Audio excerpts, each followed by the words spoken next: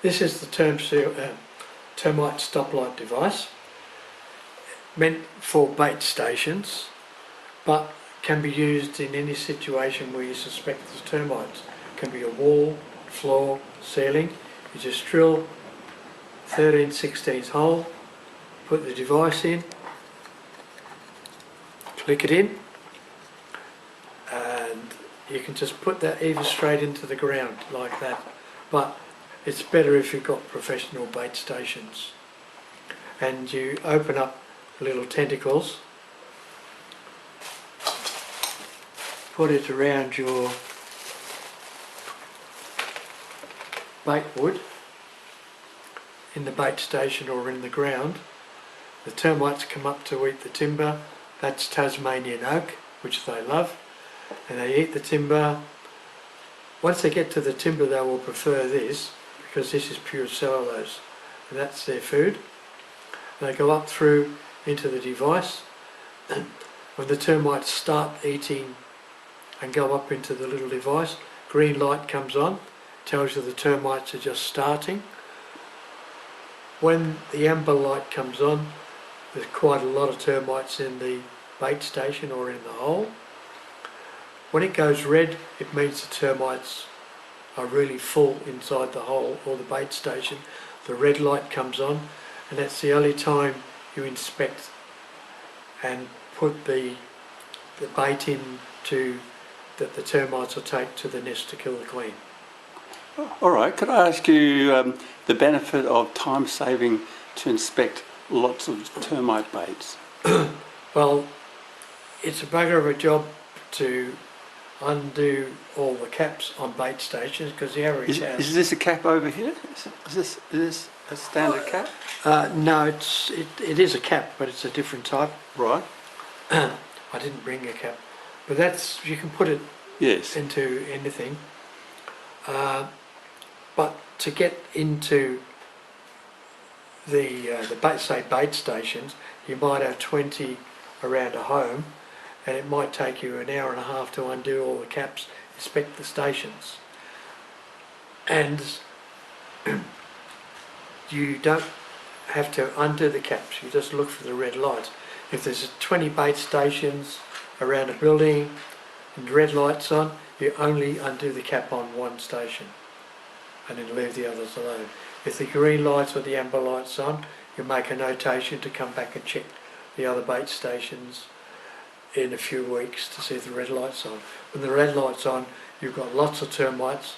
The more termites you have to go to the nest with the, it's called chlorofluorozone, and actually they get it, the termites get the chlorofluorozone on their body, they take it back to the nest, they're groomed by the other termites, and it starts killing all the termites in the nest, and eventually the queen dies.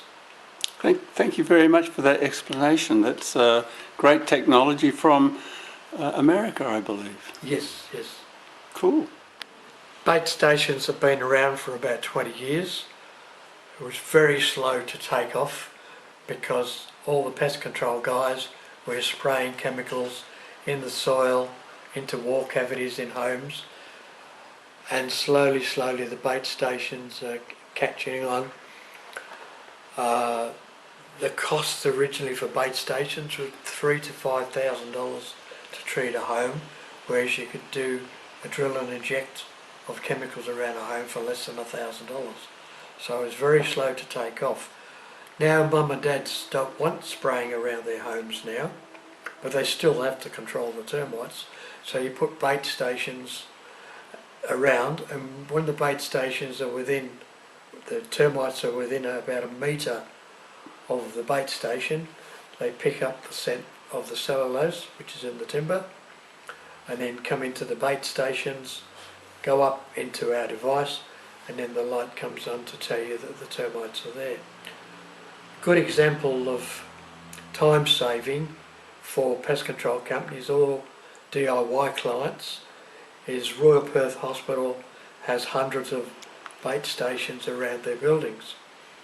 It takes 2 days to inspect, just to inspect the bait stations, and then put the demise product into the bait stations to kill the termite nests. It only takes a few minutes to walk around each building at Royal Perth Hospital, and the only bait stations we inspect is the one that has a red light on. All the others, which is over 200, we just don't touch.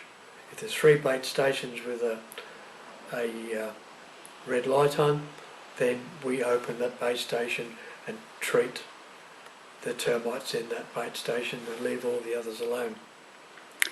Thank you very much, Martin, for the information about these wonderful new bait station monitoring devices. Really good time-saving technology. These bait stations are around Royal Perth Hospital, and they take quite a few minutes to take the cap off each bait station and force the rubber out of the concrete where the termites are. Around Royal Perth Hospital it takes 2 days to inspect all the bait stations. If you have the stoplight device, termite stop device in there, it takes a few minutes to walk around each building, and you do not have to take the cap off. The only time you take the cap off is when the lights are on and it's a termite alert, tells you the termites are in the bait station, and then you put the demise product in the bait station for the termites to take back to the nest to kill the queen and destroy the nest.